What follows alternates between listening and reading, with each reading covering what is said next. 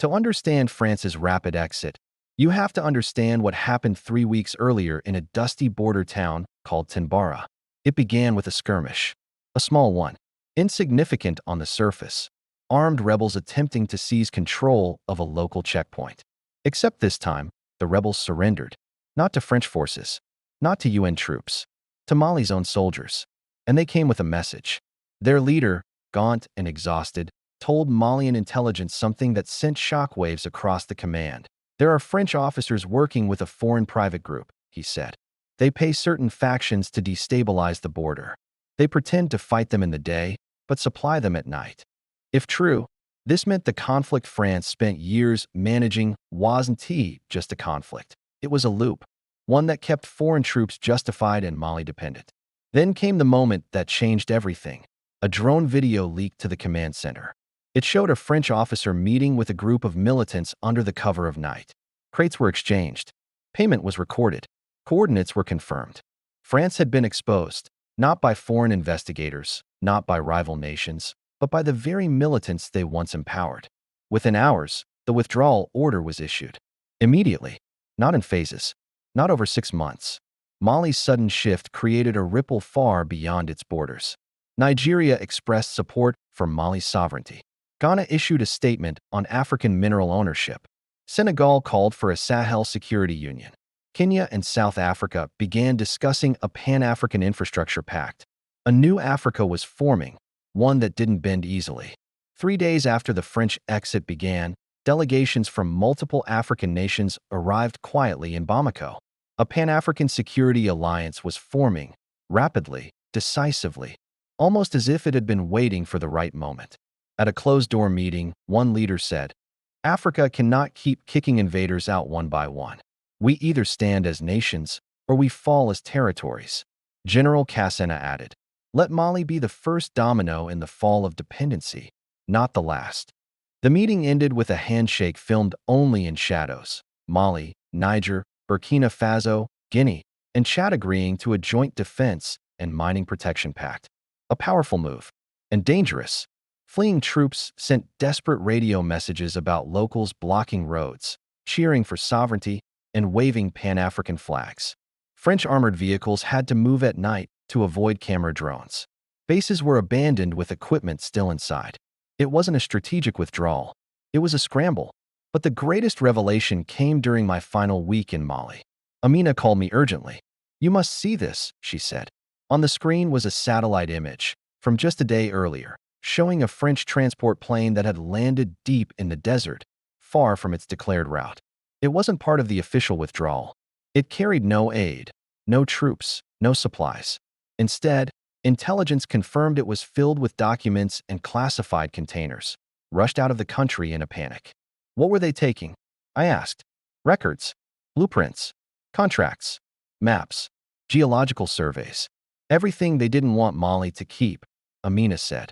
Outside, the city erupted in celebration. Streets filled with people beating drums, dancing, chanting, waving flags representing not just Mali, but Africa.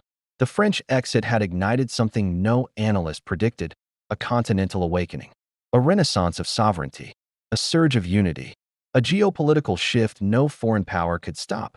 In the final days of the withdrawal, General Kassena stood before a crowd of thousands in Bamako. His voice rose over the stadium, over the city, over the desert itself. No nation owning its sovereignty fears the exit of another. We are not losing anyone. We are reclaiming ourselves. His words struck like lightning.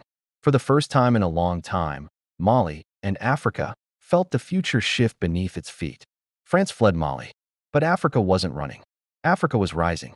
The Harmattan winds swept across northern Mali, carrying dust like whispers of old empires and buried secrets. On the barren edges of the vast Sahel, the last French convoy rumbled through the sand, armored vehicles coated in rust and heat. Soldiers watched the horizon with an unease that even the desert couldn't swallow.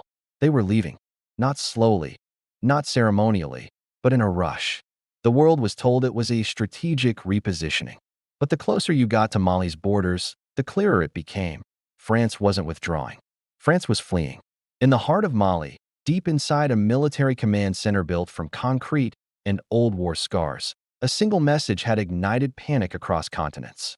General Kassana, the newly appointed head of Mali's Transitional Command, was determined to restore Mali's sovereignty.